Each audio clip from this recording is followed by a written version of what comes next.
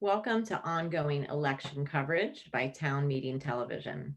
This is one of many presentations we are bringing to you in advance of local elections and town meeting on the first Tuesday of March 2nd, 2021. Town Meeting TV election presentations and forums introduce you to local decision makers and connect you with the issues shaping your community. The topic tonight is South Burlington School Board budget presentation. And I'm Christina Bell. I'll be your host. Joining us tonight is David Young, Superintendent. Hi, David. Thank you for joining us. Bridget Burkhart, School Board Chair. Hi, Bridget. Hi. And Brian Minier, School Board Member. Yes. Hello, Christina. Thank you. Hi. So with that, I'll just say we're eager to hear your presentation and you can get started. Okay, great. Thank you. I will just share my screen.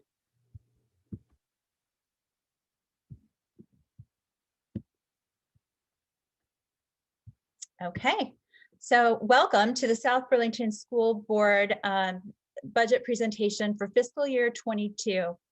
As we start out, I just want to remind everyone that as we develop budgets, the budgets are meant to provide the necessary resources so that we can provide for students coursework, experiences, and supports that they need to meet the district ends. And the district ends were developed through a community-wide process several years ago.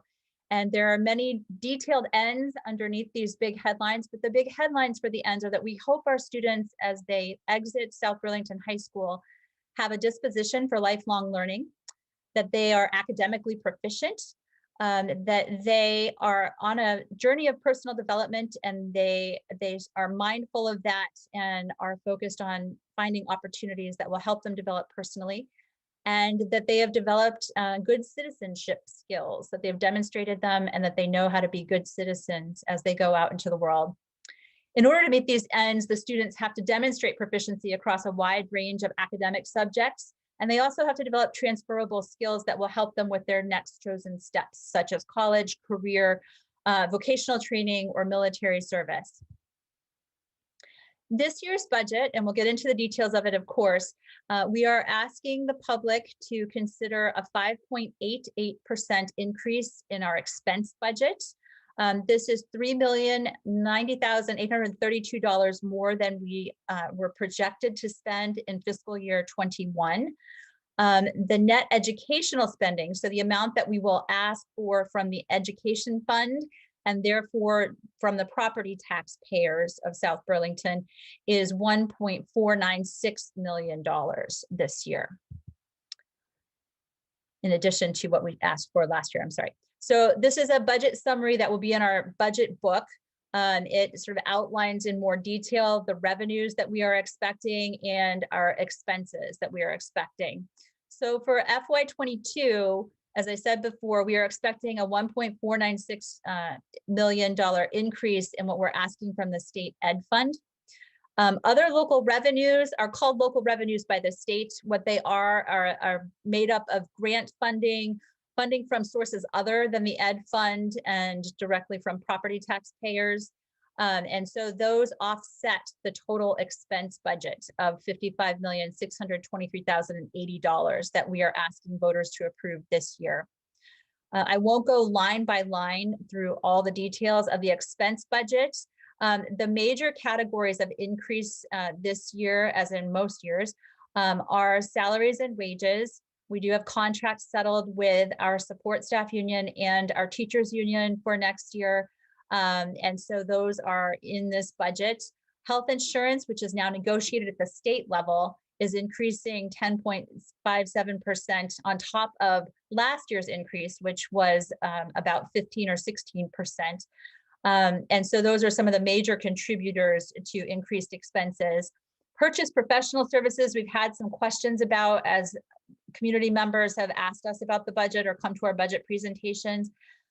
Purchase professional services include a whole lot of different services, particularly for students who have special needs and those kinds of things. Many of those are funded by grant funds, and we're not exactly sure what those expenses will be, but we know that there's grant funding in the revenue line and there have to be offsetting expenses in this line. So that category is going up fairly significantly from last year, based on what we know should be coming in terms of grant funding and other sources of funds. As many people will recall, in fiscal year 21, we had to try 3 times before we passed a budget. We had asked for a fairly significant increase along with a bond to rebuild the high school and middle school last year. And voters rejected the first budget as well as the bond. And we came back in May and asked for a reduced budget. That was rejected as well. So finally in August, we passed a budget that increased expenses by 1.52%. And in order to get to that level of expense increase, we had to cut a lot of programming. We had to cut a decent amount of operational things that we either were already doing or that we had hoped to add. So this budget adds some of those things back.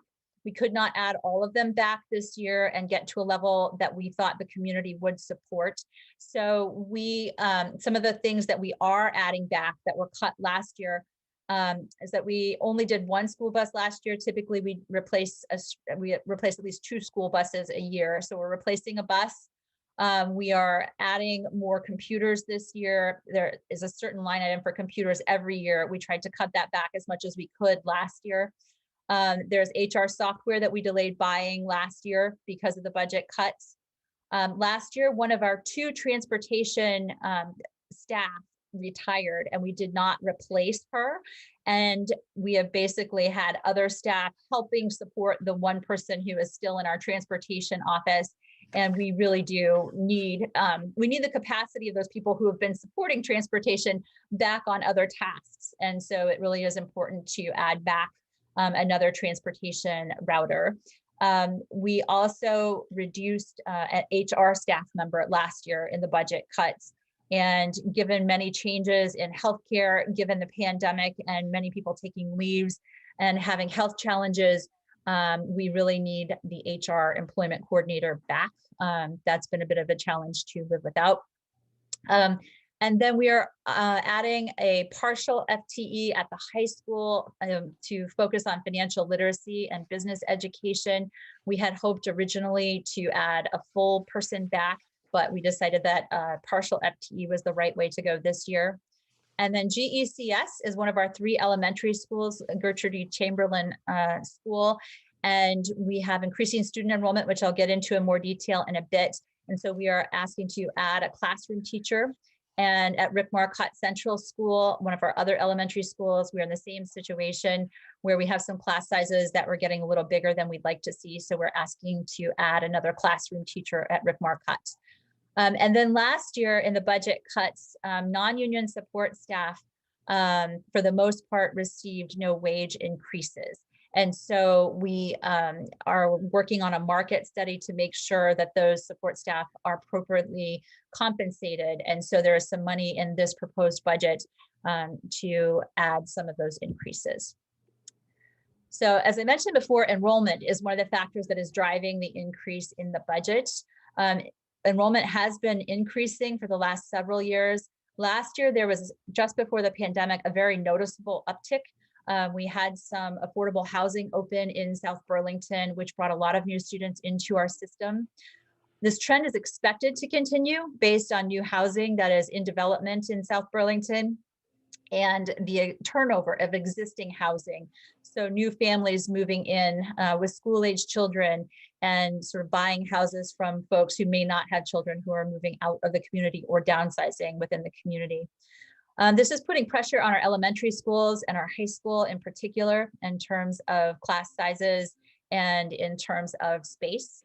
And we'll talk a little bit more about equalized pupils because there's a little bit of an interesting phenomenon in this budget that we're proposing tonight, where equalized pupils, which is a state provided number, actually they provided an initial take on that number that had equalized pupils, which is a weighted number, going down, even though our seated students is expected to go up. So every couple of years, we have been updating a demographic projection study with Jerome McKibben and his firm. And so this was recently updated. And this is just sort of a history of where overall enrollment in the district has been. The vertical line sort of separates history from projections. So there's a little bit of a dip this year in fiscal 21 versus what we were expecting when we originally proposed the budget, as well as a little bit of a dip from last year's enrollment because of the pandemic. So there are some students who have left the district. We don't know how many of those will come back. The projections here, though, do come from this demographic study, and that was updated just this year. So we are expecting to add over 100 students over the next 5 years and another 100 after that before we start to level out. So at our elementary schools, these are sort of projected numbers for next year versus where we are this year. So at Rick Marcotte, I focused on K through 5 as well, I should say. We do have pre-K now at Rick Marcotte, Orchard, and Gertrude E. Chamberlain. Those numbers are fairly steady. So I focused mostly on K through 5 in this presentation, and those numbers are fairly steady at about 25 students. We don't have a lot of room in our preschool programs beyond that. And so we work with outside partners to manage the rest of the preschool needs in our community. So K through 5 at Rick Marcotte, this year we're at 374 students. We are expecting to add about 21 to get to 395 next year. At Orchard, we're at 392 this year, and we're expecting to be over 400 next year with an addition of 13 students. And the same for Gertrude Chamberlain, we're expecting to add 13 students, which would put us at 271 students. And not for this presentation, but for future presentations, it should be noted that we are really sort of up against the guardrails that we set for ourselves several years ago when we started focusing on elementary school capacity. And at Rick Marcotte and Orchard in particular, we are pretty close to the capacity of those buildings and our ability to add additional classrooms and staff at those buildings. Bridget, I just wanted to, kind of saddle on to what you said. Yep. I think important for people to know, they heard you say our pre-K program makes somewhere in that 25, 27 students. Yep. So you heard Bridget speak about, we're up against kind of capacity. So when you add kind of that 25 to 27 additional students onto the number there, either the 395 or the 405, you can see we're in the target numbers well into the 400s, certainly at 2 schools. And that's considered, one of the largest elementary schools in the state. So thanks. Yes, thank you. Thank you, David, for that. And then we are often asked as we're preparing our budgets, what our student teacher ratios look like. So I provided those there. I provided them broken out between K through 3 and 4 through 5 as well, because we have a policy G6, which is on our district website, where we try to keep those student teacher ratios, those classroom sizes within a certain band. And so for K to 3, we try to keep those between 16 to 18 students per classroom with a maximum of 20. And at the 4 to 5, grades 4 through 5, it's somewhere between 16 to 20 with an absolute maximum of 25. And we look at that sort of on a district-wide basis, but we do look inside the schools at each of the different grade levels. And just so that the slide didn't have too much data on it, I didn't put number of classrooms for each of the grades at each of the schools for each of the years. It got to be a little bit much with all of that information on it. But at Rick Marcotte and at Gertrude Chamberlain, we were just sort of on the cusp in a couple of grades of having classrooms bigger than we would have liked. So talking 22, 23 students in a classroom at some of those upper grades. And we really felt we needed to ask the community to add another teacher at each of those schools. Orchard, as I said, is also having an overall capacity issue, but it's a little bit more evenly distributed across the grades. So we're focusing our ask this year on Rick Marcotte and Chamberlain. At the middle school, there's actually a projected decrease for next year. That is partly because there are fewer grades at the middle school. So the middle school is a little bit more impacted when a large class moves into the high school and out of the middle school. If that class isn't replaced by a very big 6th grade, you can get a decline in a given year. The high school is expecting to pick up 14 students next year. So overall, the district is expecting in K through 12 to pick up 44 students next year. This is a brief staffing summary. So we are asking the community for 4.7 new full-time equivalents. So that includes those 2 elementary teachers, a 0.3 business education teacher, 0.4 in terms of partial FTEs at Rick Marcotte for guidance to make sure that we have 2 full-time guidance counselors there to support students. And then the 2 operational staff that I mentioned before, the human resource coordinator and the transportation dispatch router. So that will increase the number from this year, but it is actually a decrease. We would be at 484. It would actually be a decrease from where we were in fiscal 2020. We were at 496 full-time equivalents across the district, and we would be at 484. I should say this year we are actually right now operating with 473.56 because we have not filled all of the positions that were actually in our budget. So our budget for this fiscal year was 480 teachers and staff, and we have not filled all of those positions this year, in part because it's hard to find people this year given the pandemic, and in part because there are certain activities that are just different than expected because of the pandemic. So that's where we are on staffing. I also quickly just put together students to teacher ratios. We get asked about these a decent amount from the community. So I did want to share those. Students per core teacher has held fairly steady in our district. And what I mean by core teachers are at the high school and middle school level. Those are English language arts, math, science, and social studies. All the other teachers are performing arts, integrated arts, PE, all these other things that really go to round out the student experience and are a very important part of our curriculum.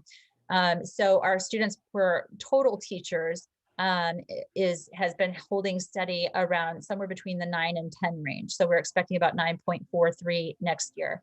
If you then include all support staff, and this includes everyone, including custodians, including all non-licensed support staff. So all the folks that are para-educators, all of our library staff, all of our nutrition staff, that ratio is about 5.15 next year. And that's fairly consistent with where we've been in recent years. So projected tax impacts. When we talk about tax impact for our budgets every year, we have to remind voters that they're not voting on a tax rate. It's not really possible to do that in Vermont, given where the timing of town meeting day is versus where the legislative session is. So there are some numbers which we'll go into more detail about that the state provides that move around even after town meeting day. So the best we can do is take the estimated numbers that the state has given us and apply them to the expense budget that we think we need to support our students next year, and estimate the tax impact of our budget. So this year, our proposed budget, as I said, is $55,623,080. We subtract out those local revenues that we talked about, the grant funding and other sources of funding, and that nets out to what we are asking for from the Ed Fund. So that's $43.174 million. That then gets divided by equalized pupils. Equalized pupils is a weighted number where the state takes into account how many students are secondary students as opposed to elementary school students, how many are English language learners, how many receive free and reduced lunch, which is sort of an indicator potentially of poverty. And it gives different weights to those different types of students. So this doesn't reflect seated students, it reflects that weighted number that the state provides to us based on average daily membership or attendance that we provide to them. It's a 2-year rolling average, so it doesn't always capture additional students that have come into the system all in 1 year. It has to, over a couple of years, it will build those students into our number. This year was a little bit odd because we definitely saw an increase in students last year, but the initial equalized pupil number that the state gave us was actually a decrease. My understanding is that there is a new equalized pupil number coming. We don't have that in hand yet, so we couldn't change this presentation. But that number is expected to be higher. So a higher number of equalized pupils would reduce your education spending per equalized pupil. So given the number that we have now, the best we can do in the presentation is 2,561.9 students, which would give us an ed spending per equalized pupil of $16,852.44. That is an increase of 4.31%. And the reason I've sort of circled that number on the presentation is that is what voters will see on the ballot. The ballot has already had to be warned. So even though we know that we're probably going to have a different equalized pupil number, this is what will be seen on the ballot. Voters will see the overall expense budget. They will see the education spending per equalized pupil number that's here, and then the 4.31% increase. And that's what they'll be asked to vote on.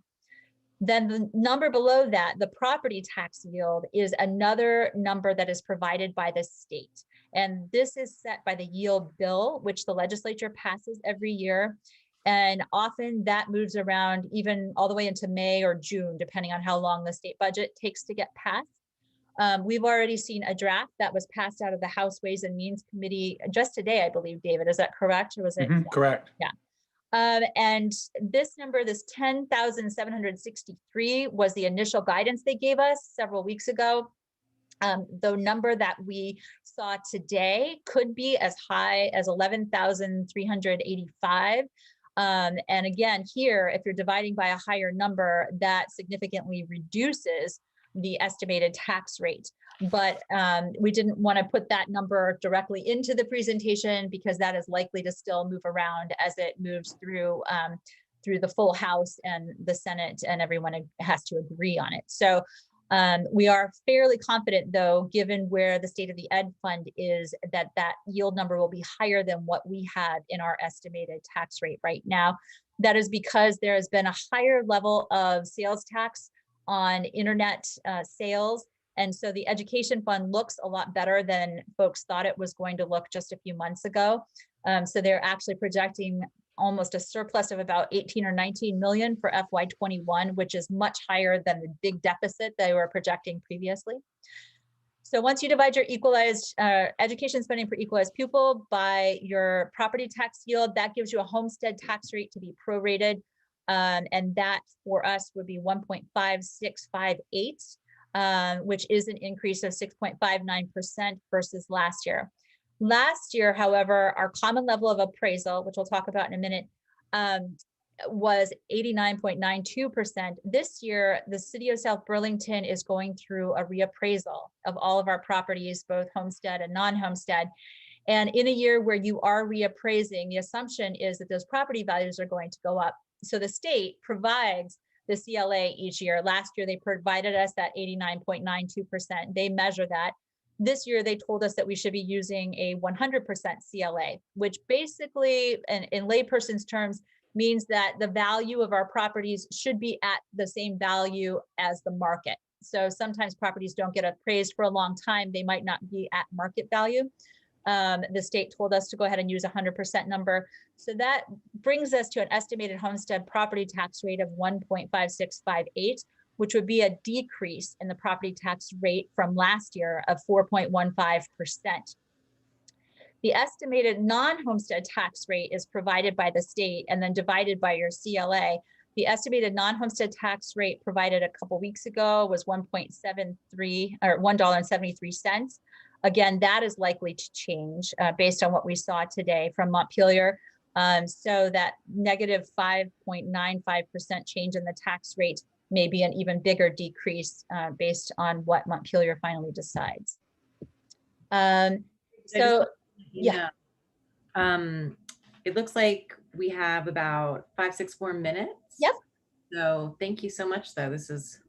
Yeah, we will move through this pretty quickly because a lot of this stuff is stuff that I spoke to on other slides. There is more detail here for folks who do want to pause and have a look at it if they're looking through the video in the future. But this just talks a little bit more about net ed spending, as I discussed before. And again, equalized pupils, which is, as I mentioned, will likely actually go up, but this is what we have. This is our best estimate from the state to date. We just walked through this as well, so I won't go through this again. So this is just what our best estimate is right now of the direction of the homestead tax rate. So it's likely that many people will see the value of their property go up with the reappraisal, but the rate that it will be taxed at should go down this year significantly. It potentially with the yield bill, if the yield bill really does come out to where it's out right now, and it gets approved, it could be as much as a decrease of 10% in the homestead tax rate. The state set non-homestead tax rate we talked about. This just gives us a little bit of history of the tax rate in South Burlington. So if this minus 4.15% comes to be, our 5-year average in the direction of our tax rate will be a negative 0.54% in South Burlington. We've had several years where the expense budget has increased, but because the number of equalized pupils is going up and because the yield number was going up, the actual tax rate went down, or it didn't go up as much as our expense budget. Over the past year, if this year's is approved, our 10-year average will be 1.38%. This slide just compares where we are in terms of our statewide growth and educational spending versus ours versus the statewide. So we're proposing a 3.59% increase in total education spending. Statewide is 3.79%. Then spending per pupil, as I mentioned before, 4.31% for us versus a 3.75% for the rest of the state. Again, ours is likely to go down as our equalized pupil count goes up. And we spoke about this already, so I will move along. Again, this is just a very detailed explanation of the CLA, which I described before. In Vermont, a significant number of homeowners, more than half, pay not just based on their property tax value, but also based on their income. So if you have income below a certain threshold and your property values are within a certain band, you receive a property tax credit that offsets what your total property tax bill is. Initially, they also set a separate yield for income sensitized taxpayers. They initially set that yield in such a way that income sensitized taxpayers would actually have seen an increase of 5.97% in their taxes. We are now hearing from Montpelier that they are likely to keep that yield very similar to where it was. So those taxes should be reasonably flat as a percentage of income. I won't go through this one. This just sort of outlines where we are versus other districts in terms of our spending per pupil. So overall, the budget impact is expected to decrease our homestead property tax rate between 4.15% and 10%, somewhere in there. We're just waiting to hear final numbers from the state. It maintains our programming from FY21. It adds 4.7 FTEs, as I described before, and it covers increased healthcare costs due to the statewide award and provides wage increases in line with inflation. This year, we're also proposing a $2.5 million facilities bond. The bulk of that would be to replace the roof at the middle school, and then it would be to do some other long-term improvements to our buildings. For taxpayers who are interested, they can go and have a look at this presentation, and this is sort of the debt service schedule, the expected debt service schedule. They're projecting an interest rate of 2.01% if we approve this bond. The impact of the bond is that it allows critical maintenance at all 5 schools. It spreads the cost of capital improvements over their expected life of about 20 years, which allows the district time to develop a long-term facilities strategy. So some of these things are really critical. By doing them now, it buys us a little bit of time to think about capacity and think about what we need to do for our buildings over the long term. It adds about $32,000 to this year's budget. Next year's budget would see about $163,000 in debt service, and then debt service would decline over time until those bonds are paid off. And the final payment would be in FY42. So the 4 articles that will be on our ballot Our Article 1, there'll be 2 school directors up for re-election, one for a 3-year term and one for a 2-year term. I shouldn't say re-election. 2 of our board members are retiring from the board after many years of great service. So there are 2 open seats. Article 2 is just our budget numbers, as I described before. Article 3 will be that bond of $2.5 million. And Article 4 is an article that would allow us to assign any surplus from fiscal year 21 to support any non-reimbursed COVID-related expenses. And normally what happens is any surplus would have to be audited first, and it would not be usable until 2 years forward. This would allow us, if voters allow us, only to use surplus and only to use it for COVID-related expenses that we weren't reimbursed by the federal government. So that brings us right to the end. So just reminding everyone to vote on March 2nd from 7 a.m. to 7 p.m. or look for your ballot in the mail, because all of us in South Burlington should be receiving ballots in the mail if your voter registration is up to date. So thank you very much. I'm sorry I didn't leave a lot of time at the end for questions, but I do appreciate the time. Thank you for that. And David, did you have anything to add? No, I think that's awesome. As we know that we have school board meetings scheduled, so folks that have had a chance to see this, they certainly can go to our website. They can email any board member or myself. We'll work to get you answers. You can attend our school board meetings virtually by Zoom. Those are all published, so we would welcome any feedback and questions that you may have leading up to the March 2nd vote. Thank you.